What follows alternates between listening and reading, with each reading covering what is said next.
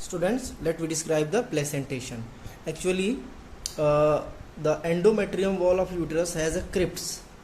Crypts means there are many ridges, and in the crypts of the endometrium, the finger-like projection later developed by the blastula, and that get interdigitated.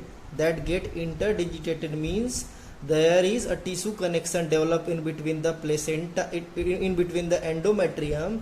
This is the endometrium wall of uterus, that is the female part, and this the red color lining you can see, that is actually the part of embryo, and that early stage of embryo remain as the blastula, and it will covered by the outer envelope that is known as chorion and inner layer that is known as amnion. So let me describe what happen when the attachment connection form.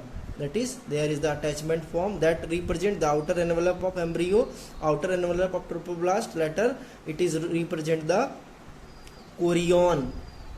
It is known as chorion, and inner layer is represent the amnion. Amnion, and this one is the inner cell mass. There is no need to draw, but you can draw the different cells. Inner cell mass, and this represent the crypts of endometrium, and this is the chorionic villi. Chorionic villi. So as the embryo, as the trophoblast attached with the endometrium, there is the finger-like projection developed by the embryo, that is actually form the chorionic villi, and chorionic villi penetrate the crypts of endometrium, and then there is the complete connection developed between the endometrium to the growing embryo, and that connection will develop as the placenta. So the formation of placenta is known as placentation. The placentation word related to the placenta. Now let's see how the placenta develop. Listen, how the placenta develop. So you need to know there is the first finger like connection developed by the embryo, that is actually the chorionic villi. The chorionic villi later help to form the placenta, that by means of interdigitation. That by means of interdigitation. Now let's check.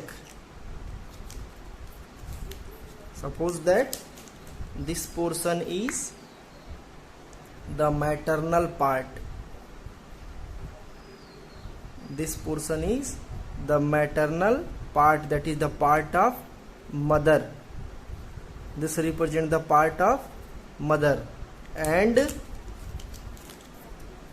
this represents the fetus part.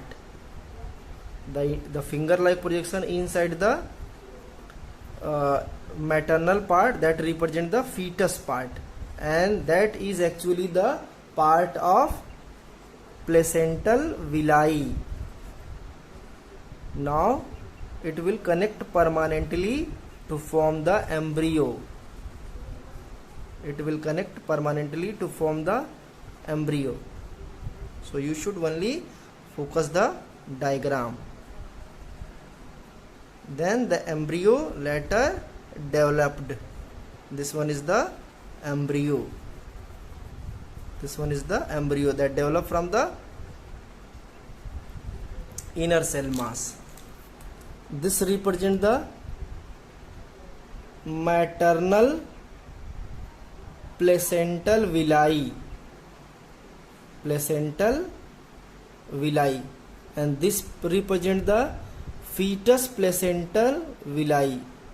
Fetus placental villi, and both represent the placental villi. So overall there is the connection developed, that is known as placental villi, and that represent the embryo. So placenta is here. Placenta is here, and that represent the very important structure that is known as umbilical cord. Umbilical cord in 11th you have studied. Cord means the rod like structure, so it is the rod like structure, and the function of umbilical cord is to connect the embryo with placenta. The portion is placenta, and that represent the umbilical cord. So the function of umbilical cord is to connect the placenta with embryo, and function of placenta, it is the structural and functional units of the permanent connection between fetus with the mother. The placenta can be defined as the permanent structural and functional unit between the embryo to the fetus, between embryo to the mother, and placenta, umbilical cord is the connection between placenta to the fetus. Now back to other necessary part.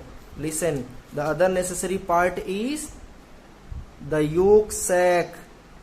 This developed by the fetus for their nourishment, and until the egg, until the embryo get fertilized. When the embryo get fertilized, the yolk sac probably stop their function. When the ova do not, when the eggs, when the embryo do not attach with the placenta, with the endometrium, the yolk sac provide the nourishment to the growing embryo, and this represent the allantois as similar to the egg cells, as similar to the yolk sac. So here this can be, there is the A word, but here the A means over there the yolk sac, and this will be later labeled. Now let's check the very important layer that is developed by the chorion, that is known as, that is developed by the chorionic villi, that is known as the chorionic layer. And inside the chorionic layer there is the amniotic layer. There is amniotic layer, that is the layer of amnion, that is the layer of amnion.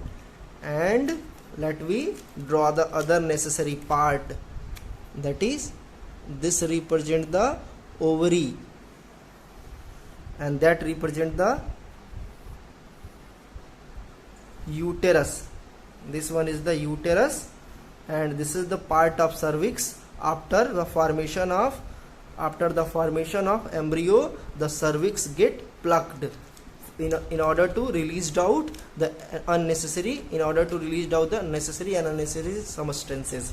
Now let me label the diagram. Mostly the diagram is labeled, but this is the outer layer, that is known as chorion.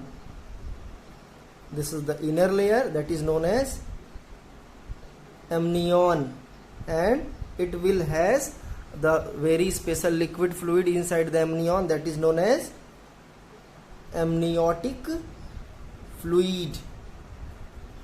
And this is the placenta, this is the embryo, and this represent the allantois. Allantois, A double L A N N T A I T A O I T O I S, allantois. So overall structure is completed, and this is represent the seized fallopian tube. The each side of fallopian tube later get seized, and this is the cervix plugged or plugged cervix. Plugged cervix means it also gets seized in order to eliminate the necessary and unnecessary substances. So the overall process that you can see there is the development of placenta is over, and this diagram need to explain by you and draw by you. Later I will describe the function of placenta and then the point number 7. Students, let me describe the diagram that I was earlier made for you over the whiteboard. But actually the diagram was actually not a clean, but that can provide you the basic idea whatever to draw them very easily. But the diagram is actually the diagram should be actually as this one. This is also a handmade diagram, and the snapshots and the PDF regarding this diagram will send you later. But here how can we define the overall structure of placentation? Listen carefully. The process of formation of placenta is known as placentation. That is very easy to explain, but one by one we should explain the different other parts of placenta and embryo. The crypts is actually the ridge like structure where the villi get connected. Villi means the chorionic villi of embryo get connected. The function of crypt is to connection of chorionic villi, and the chorionic villi, it is the part of fetus that help to move in between the crypts and form the interdigitation connection, that is the permanent connection. Now the yolk sac, the actually yolk sac is not a fully functional in mammal. It is infunctional, or it is actually the non-functional in mammal, but it is functional in other animals and other yolk containing animals. Later it will be described in the higher classes in your particular when you choose the biology as a career. But keep in mind, the yolk sac is not functional in male. Now back to the next, but the yolk sac, the representation of yolk sac is the actually can sign that we develop from those organisms in which yolk sac are actually functional. The chorion is actually developed from the trophoblast layer. It is developed from the trophoblast layer that later at the connection of embryo to the mother form the chorionic villi, that is the outer envelope of overall embryo when embryo remain in the womb. And just after the chorion there is the very important layer, that is amnion, that is inner layer after the chorion, in which there are so many liquid fluid are filled, that is known as amniotic fluid. The function of amniotic fluid is to maintain the temperature and also responsible for the growth and movement for the growing embryo. It means there is a space, and that space is known as amniotic cavity. Now the umbilical cord, actually umbilical cord, the function of umbilical cord is over, and I hope that function will be cleared by you. It is the connection between the fetus to placenta, and the placenta is the connection between the fetus to mother. That is the functional and structural unit between the mother to fetus is undoubtedly the placenta, but umbilical cord is the connection between the placenta to embryo that carry blood vessels. Later the umbilical cord form the blood vessels in between the embryo to the fetus and help to transmit the very important substances. And then when the structure become complete and the pregnancy will also increase, then there will be this kinds of structures appears, and that appearance is the sign of the mature and the basic platform for the growing embryo. And this could be explained as on the basis of the previous diagram, that is everything. But one thing should be in your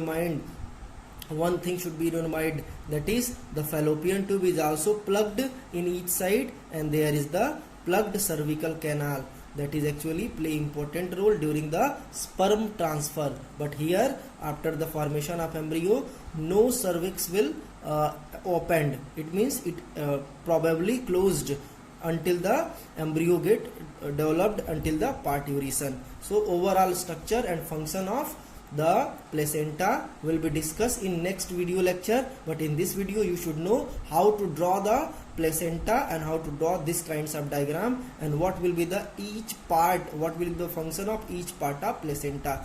The keep in mind, don't be upset, the diagram that I have seen you, that I have that is under the camera, is will be sent to you very soon in form of PDF. Thank you.